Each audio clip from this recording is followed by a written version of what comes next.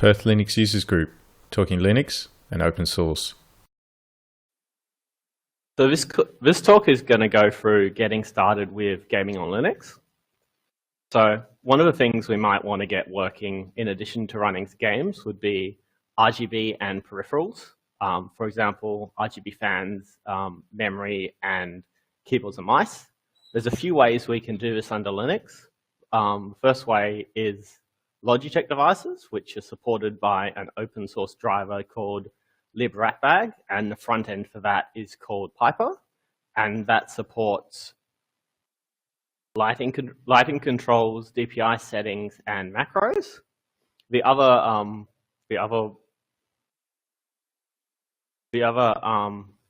manufacturer that there's a community driver for would be Razer. There's a project called OpenRazer, which lets us customize RGB lighting effects,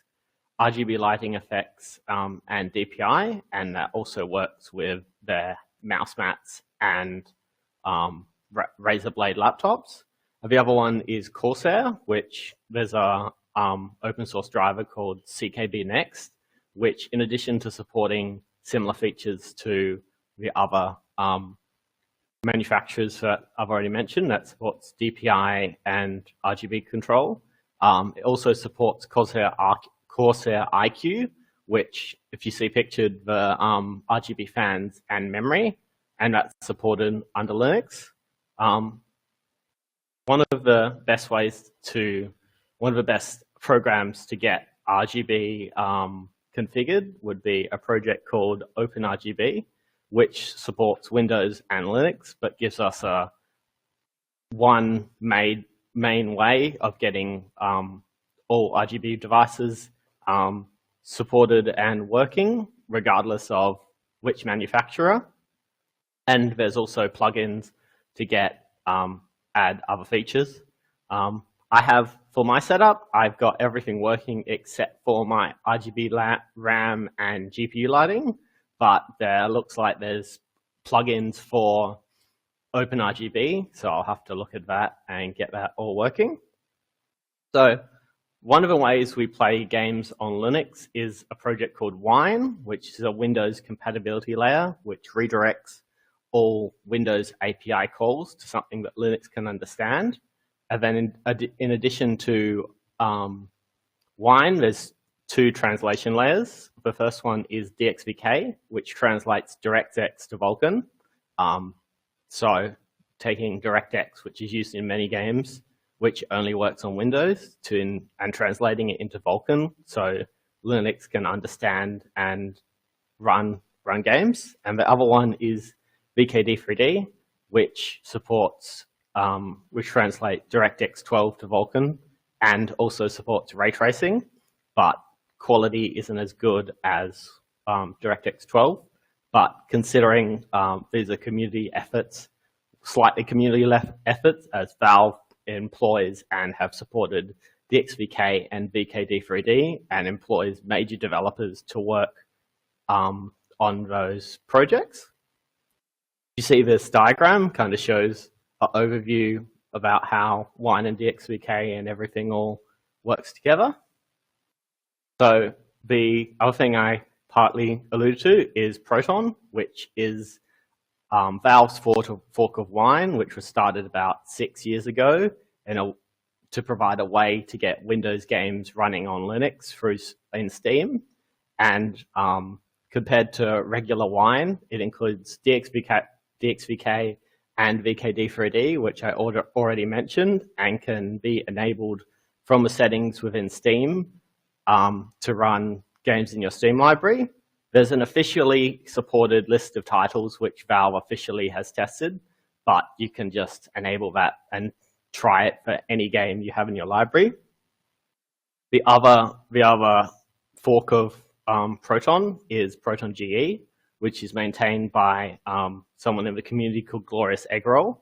And compared to Proton, it's updated more frequently, usually has the latest DXVK, VKD3D, and Wine versions. It includes staging patches included in Wine staging, includes something called Proton fixes, which are fixes for particular games, so they'll run better, or they might need some DLLs like .NET installed with Winetricks, and that's applied before the game is launched to get it working better. And it also supports media foundation libraries and codecs, which Valve can't include in Proton Experimental because of licensing reasons. So, will my game work with Proton? So, compatibility is really good now. So, most single-player titles and even newly released games work out of the box with very minimal tinkering required. But there's a website called ProtonDB, which, if you're not sure if a game that you have on Steam will work, you can check that and look at community and testing done by Valve to see if the game will run okay. So what about online games?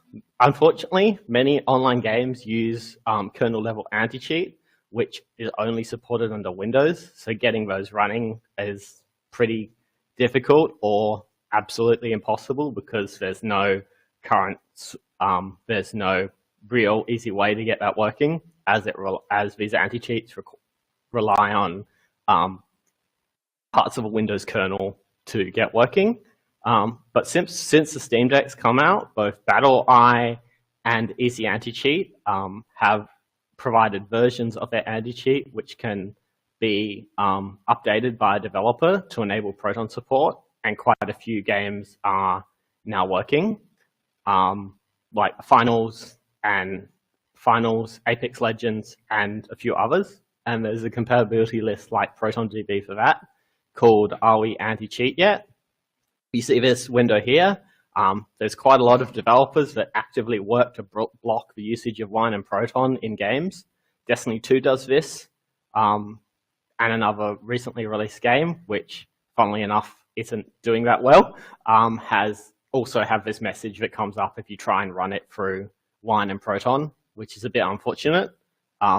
Few examples of games that used to work but are very soon or currently not working is League of Legends, which used to be playable under Wine on Linux, but then Riot, the developer, went and added Vanguard, which is their kernel-level anti-cheat, so that now doesn't work. The other example would be the Battlefield games, which used to work under Linux until around this month, or very soon they'll be updated to no longer work. So a lot of games, they'll work in the first week before the anti-cheat is added, and then they'll stop working. So that's a bit unfortunate there. There's a few ways we can work around this. Lots of them are very involved, like running a kernel KVM and passing a GPU through. But personally, I don't play a lot of online games, but it seems to be a deal breaker for many people thinking of switching their gaming over to Linux. So it's just a bit unfortunate there.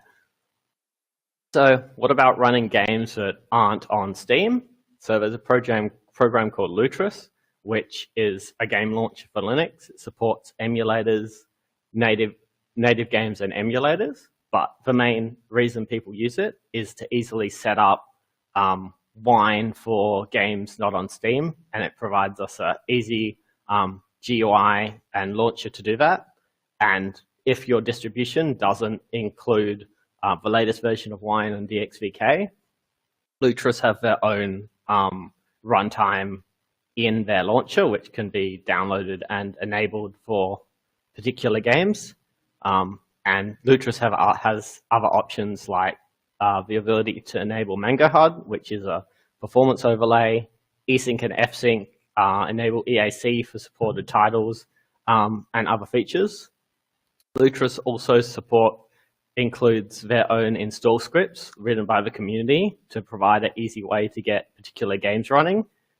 If you look up a game on lutris.net, and there's an option to press install, which will automatically launch the install script and create a Wine prefix with everything needed for the game to work. So that's pretty good. Lutris also has support for Ubisoft Connect, GOG, and a few other game libraries within Lutris, and it's a really good way to get non-Steam games working. So what about native games, which provide native builds by developers? Indie developers are quite good at providing a native port which runs on par with the Windows version. And they're usually pretty good at providing support. And then there's excellent ports by Feral Interactive for a few games like Rise of Tomb Raider, which uses a Vulkan renderer. So one of the downsides to native games is sometimes support can be pulled. Like Rust used to support Linux, but they no longer support Linux. And Rocket League was acquired by Epic Games and removed the native Linux builds as well as the Mac OS builds. So it doesn't matter that much because we can just force the game to run through Proton or Wine with DXVK and get similar performance.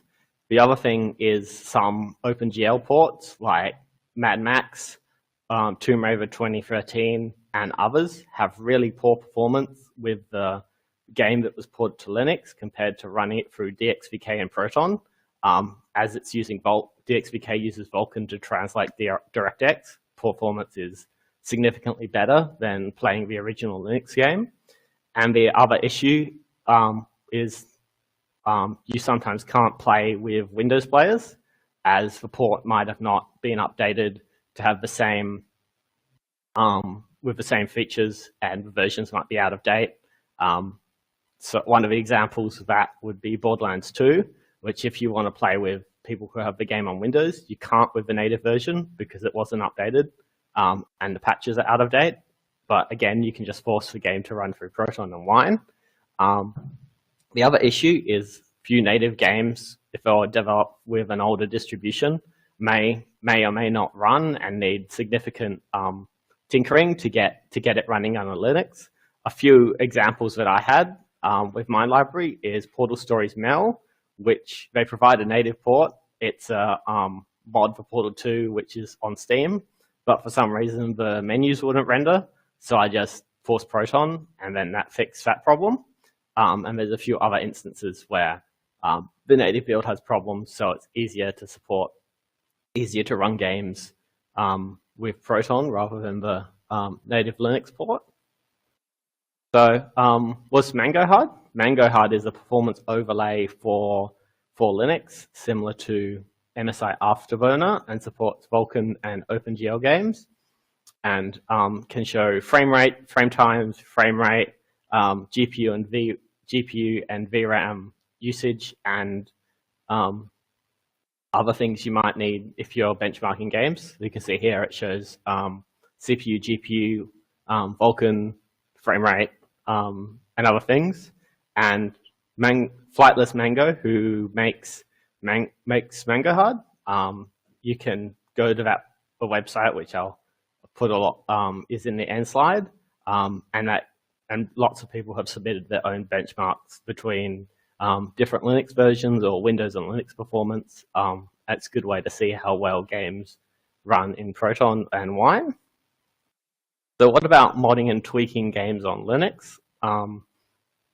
Most major mod managers are supported. For example, Vortex Mod Organizer 2 and Hedge Mod Manager for Sonic games. They all work through Wine and can be added to Steam to get those games working. If you're using modding, I've been able to get Hogwarts Legacy working with all the mods through Vortex, and that works quite well. Setting up shaders, which can be run in Wine, and then you need to add a DLL override to get reshade working, which is reshade is a method to apply additional post-processing effects on top of an existing game, and a lot of mods for games on where Vortex's website has reshade presets, which you can download and set up if you want to. The other thing is installing Wine Tricks and Proton Tricks, which install additional libraries which a game might need to work. And usually instructions on ProtonDB might mention installing .NET, VC Run, DirectX, or any other libraries a game needs to function. Enabling FSR, DLSS, and ray tracing. FSR and DLSS are upscaling methods for particular FSR is by AMD and works on AMD and NVIDIA GPUs, but DLSS only works on NVIDIA cards. And if you're having issues running a game, you can change the preset to something that may or may run the game better and improve your frame rate if you're having issues. And the other one is ray tracing, which is only in DirectX 12 and can be enabled by environment variables. Same for FSR and DLSS.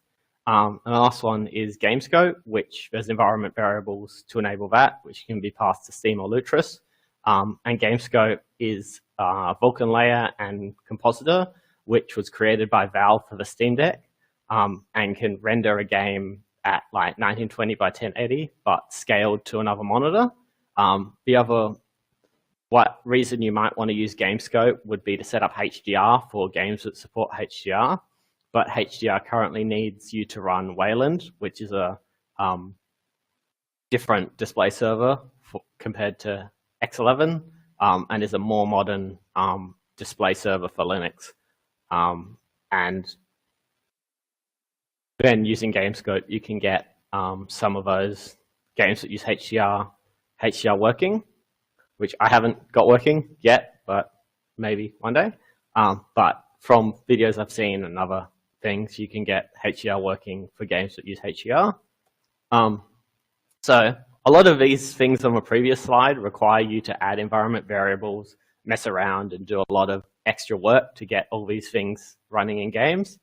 But there's a project called Steam Tinker Launch, which is added as a compatibility tool to Steam, like Proton, and can be used to run games, and is inserted before the game loads. It asks you if you want to change the settings, and then from there you can go into Steam Tinker Launch, and there's options within the game menu and main menu for setting up Vortex, setting up shaders. You add the shader repos, it sets it all up, and then you just enable it graphically, and that's all you need to do, and it's enabled. Same with Mango HUD, DLSS, FSR, ray tracing, other features. It's just overall a really good program for playing and running games on Linux. If you think you'll need to set up modding, which and even though I don't install mods for many games, if I want to enable Mango HUD globally for all the games in my Steam library, or enable FSR and other features, it's just easier to use Steam Tinker Launch than set all this stuff up manually. The other good thing it does is you can set it to automatically update Proton GE to the latest version without you having to go and manually install that on their GitHub. You enable it and then set it all up, enable it in the game menu, and it will automatically download and install the latest Proton GE and set it as default option for launching your games. What about streaming and recording? OBS is a great way to stream and record your desktop or your games. On Windows, there's a feature called Desktop Game Capture, which captures the DirectX window of a game running directly. And on Linux, there's a project called OBS VK Capture, which has an option in Steam Tinker Launch to enable it. But for the gameplay I've recorded, which I'll show in the next section, I had to do a bunch of mucking around to get OBS VK Capture capturing my performance overlay Mango HUD, because in different Vulkan versions, they changed how the Vulkan layers are presented. So I had to move the VK Capture as an explicit layer, and everything else was set as an implicit layer, and I spent a bunch of mucking around trying to get it running, but I eventually got it working for games. So the gameplay that I've recorded, you'll be able to see my system running it and FPS and performance overlay. And then for different GPUs, you can use a hardware acceleration. If you have an NVIDIA card, you can use NVENC in OBS, which is done through FFmpeg. And for AMD GPUs, used to be, a lot of people might not know that you can use a thing called VAPI, which is which is something in the open source driver, which enables AMD's hardware acceleration and Intel. Yeah, sorry.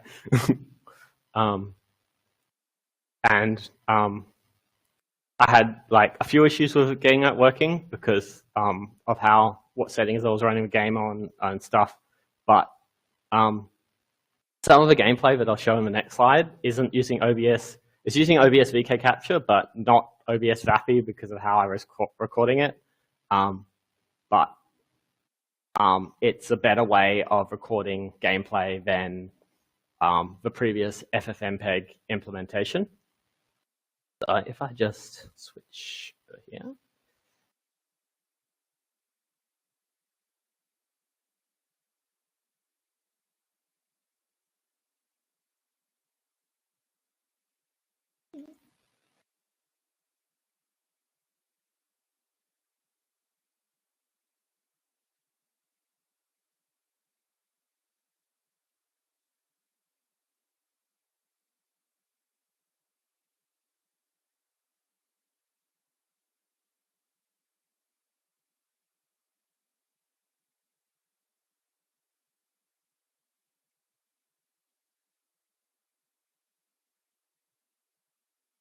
Now I'm trying to screen share my VLC window. Hang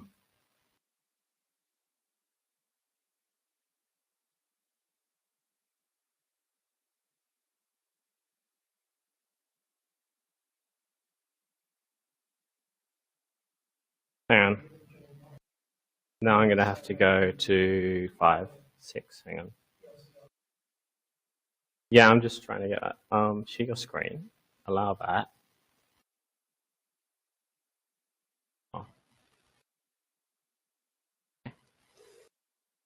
Oh, there we go. Now I want to do screen share. Wow. Does that work? Yeah. Now I can go full screen. Let me know if audio is coming through from that. Doesn't really matter. But is that big enough? Or do you want me to? Yeah, it's whatever how I've recorded it. This is some gameplay I've captured on my system. It's about 20 minutes, so if you want to stay around to watch that.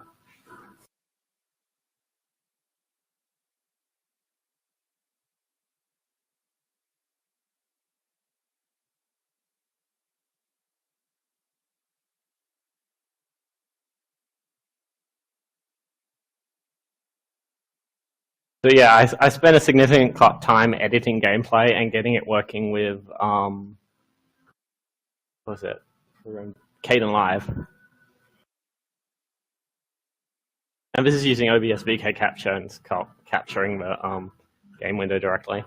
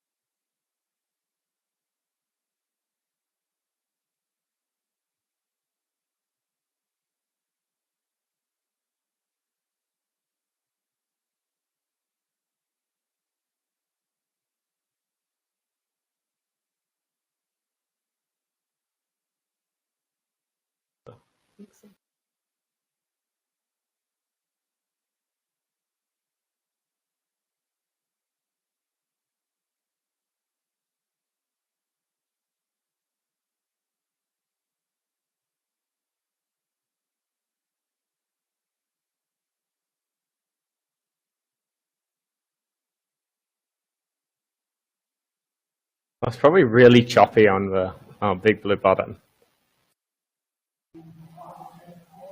Yeah, it's not going to be great. But yeah, if people want, I have a video that I've that I've got. Yeah, I found out that if you're recording gameplay, you want to set your game FPS as the same as you're recording in, or I've like got very choppy stuff, and I only worked that out like yesterday.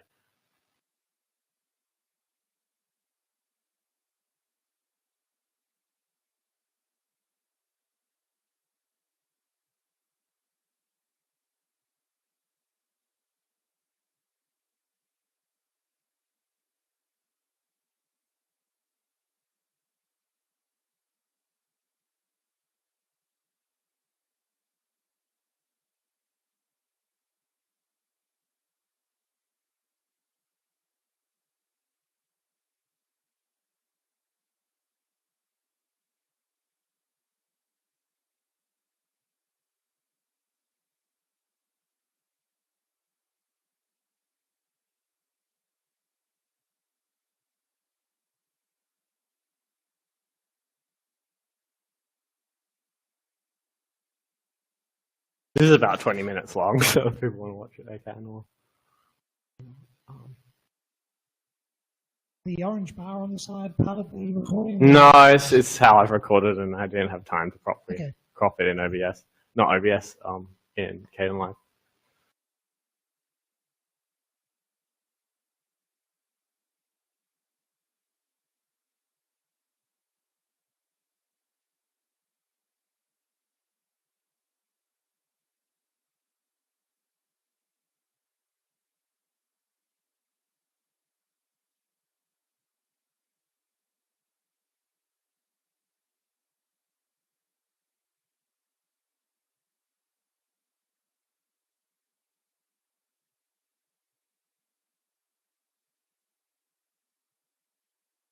Would you like to say about some of the... Oh, not really. This is The Last of Us, and I should have put describe what other stuff is. But you can see the performance overlay. I'm running it through VKD3D, which is DirectX 12 translation layer. And then up in the top, you can see how well the game's running.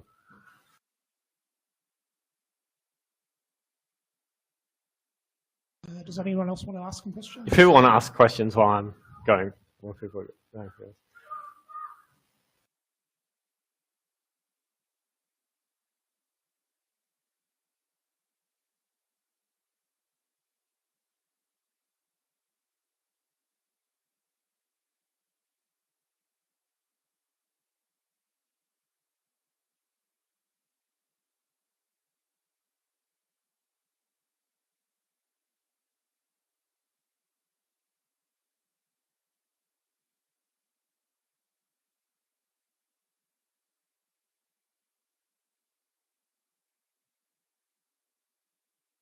Yeah, I mainly just have gameplay left, so yeah, I'd leave this running if people want to.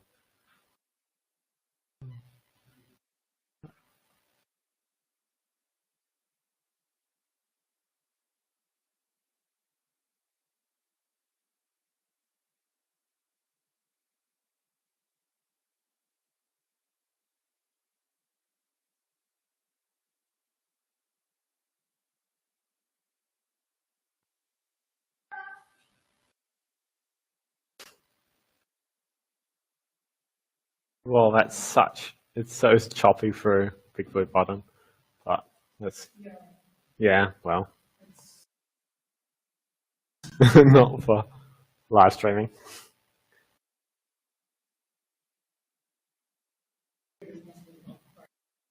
Oh, it doesn't really matter. I have the audio, I have the file. If you want to.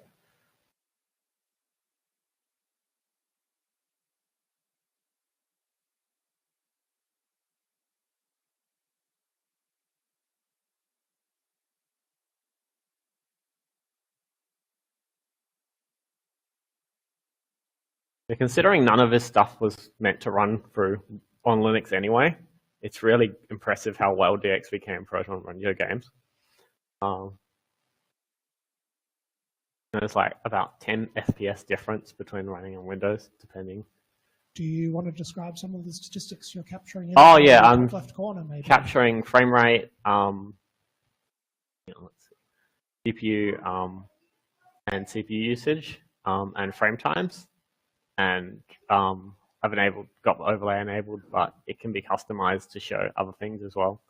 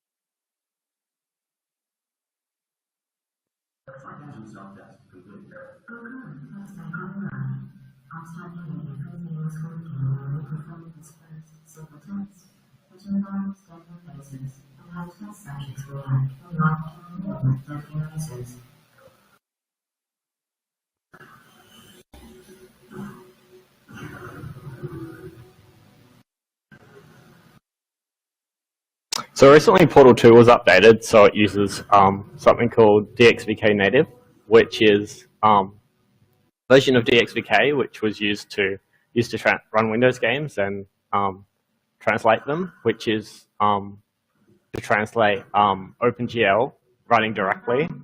So that's a tool like mainly Valve, but other developers could use to make Linux ports, but Valve's the only one who's included it as a way to update their games.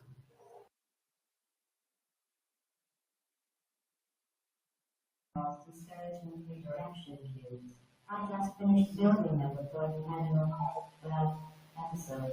So now we'll both get to see how they work. There should be one in the corner.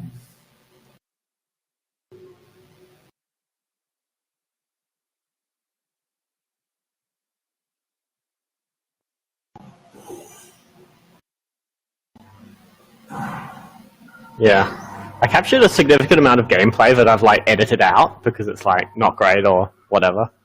And I've like edited out menus and stuff to record this, but yeah, I think it's pretty good in terms of that's orange. Well done. Here come the test results. You are a horrible person. That's what it says. A horrible person. You won't take the test over that. That's what it says. A horrible person. You won't take the Oh, test sorry, over I that. edited it like that.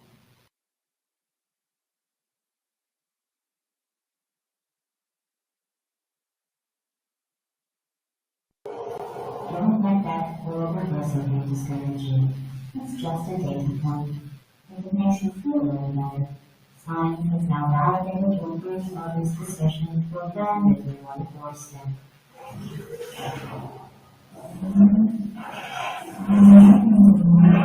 I'm gonna try and get up and then realize we can't.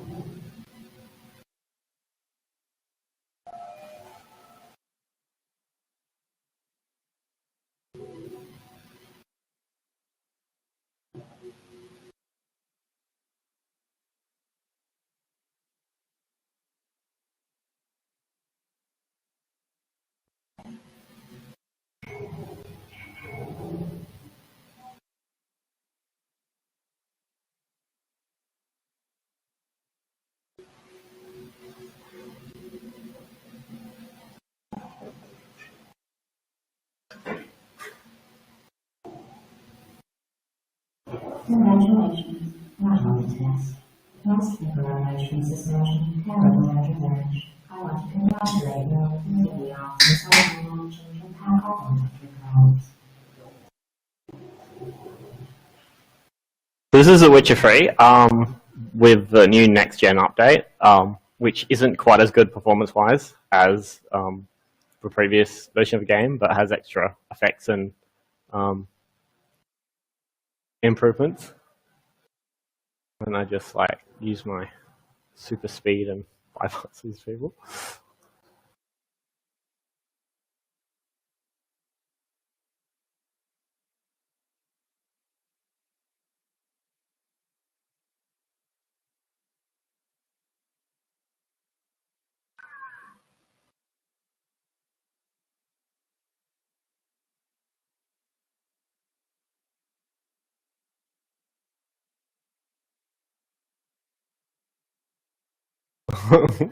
Yeah, you can see how choppy it's turning the gameplay.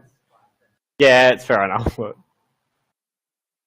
people, yeah, and this is the less good version of it, because OBS VAPI can record in better quality than this, which is the VAPI FFmpeg. But I've already mentioned this, but while doing this, I realized that to get like motion properly captured, you want to lock your frame rate to what you're recording in, which is like rookie mistake. But So what sort of hardware requirements would you need for doing this kind of stuff? in terms of you mainly want a GPU that supports Vulkan 1.3, which is NVIDIA 10,000 series or greater, or AMD equivalents. And DXVK and Vulkan and the translation even works with integrated GPUs now, providing they support Vulkan. So I can run stuff on this laptop. Not great, but it works. And then my previous laptop, which was a T440, because it didn't have the Vulkan support, it was incomplete and very unstable. So I needed to just use the old Wine D3D. But I saw yesterday or the day before that there's a project to get the old DXVK versions on the newer DXVK versions running on older GPUs like the GTX 7000 series. And I have a 750 Ti, and DX12 and other newer games came out and stopped supporting that hardware. So I wasn't really using it, but it's kind of dead if you have an older card. Yeah. GPU or Intel Arc? I think Intel Arcs are supported by DXVK and Vulkan now, but I don't have one, so I haven't tested performance. And interestingly, on Windows, Intel used DXVK to translate DirectX 9 to Vulkan on their drivers because it was easier for them than properly developing one themselves. And games like GTA 4 I discovered yesterday, even people on Windows use this. And DXVK isn't just for Linux, it conforms with the DirectX stuff, and it's just a DirectX DXGI or those DLLs, DirectX 1011, and you can just drop the files into any game, even if you're on Windows. And that forces DirectX and Vulkan to work for games. GTA 4 is one that has absolutely has an absolutely awful PC port, and even on Windows, people are using DXVK. DXVK and VKD3D on Windows isn't officially supported by the developers, even though people raise issues for them. They're just like, hey, you're not running on Linux, we won't help you. We're close. I think I have one more game after. Oh, no, this is the last one, I think. I had another one, but then I didn't get recording done for fighting these people. Because I'm running at not inconsistent frame rate, but 90, and it's capturing at 60. There's some choppiness, but it's mostly okay.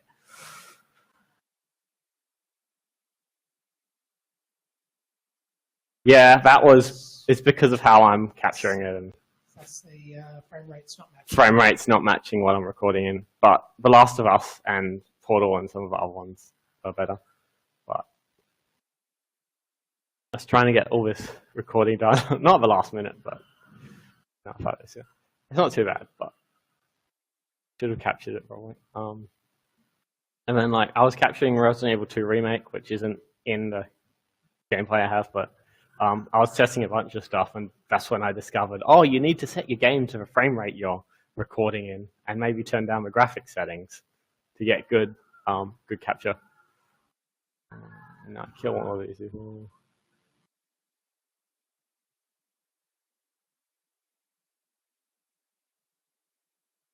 I suppose the other option for gameplay capture is do it on another machine. With there's capture cards. Capture card. Glorious Eggroll, who makes the custom Proton, he's done a video of getting it working under Linux, and there's other videos of which capture cards you want to get. So that's kind of what we're doing to capture the video camera here. Hi,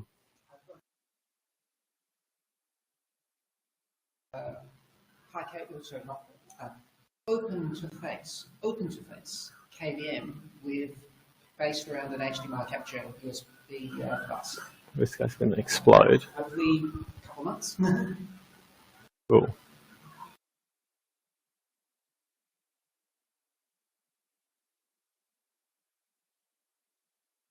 God, my gameplay's getting destroyed by weird button. It's fine. I hide these ghouls.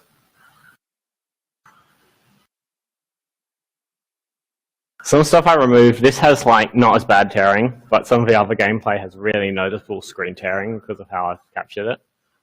So I like remove some stuff. But, yeah.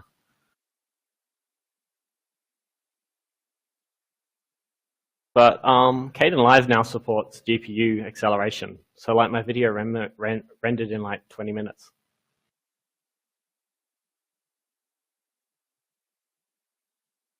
I'm gonna fight this guy, and I think that's about it.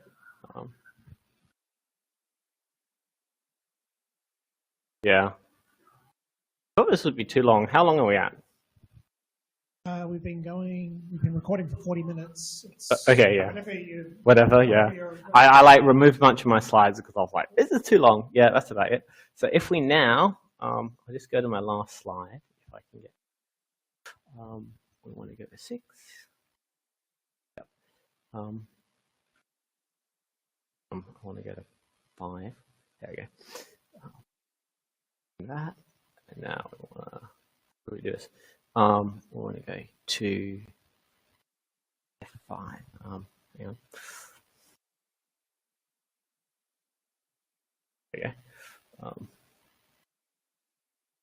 Share our screen. Let's just. Oh, let me go here. Doing it. 6. Go to the end, which I've got quite a lot of links and some references to some of the things I mentioned. And yeah, that's about it mostly. So if people have any questions, that was very long because I include gameplay and other things. No questions? No? Okay. Well, thank you, Jasper. Thanks. This was a great talk. Yeah, thanks. For your time.